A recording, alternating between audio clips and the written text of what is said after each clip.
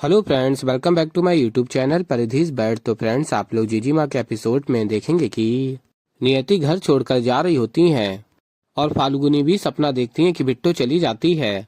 और फिर फाल्गुनी जाती हैं विधान और नियति के रूम में और देखती हैं वहाँ नियति नहीं होती है। और फिर विधान को उठाती हैं और पूछती हैं बिट्टो कहाँ है। और फिर विधान कहता है पानी पीने गई होगी शायद।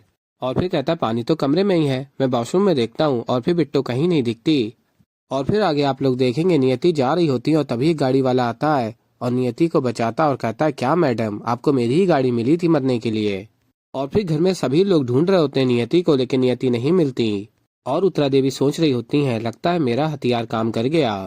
और फिर विधान और सुरेश नियति को ढूंढने के लिए गाड़ी से जाते हैं नियति को ढूंढने।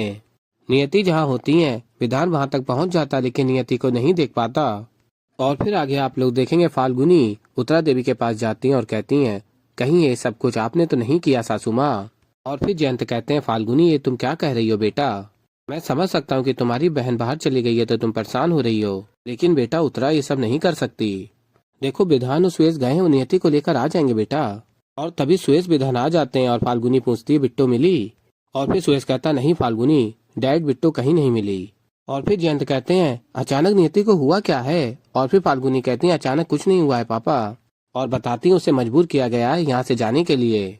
और फिर फाल्गुनी हरियाली बुआ के पास जाती हैं और कहती हैं खुश हो जाइए आप, आपकी बातों ने मेरे बहन के दिल को इतनी चोट पहुंचाई है कि वो घर छोड़कर चली गई है।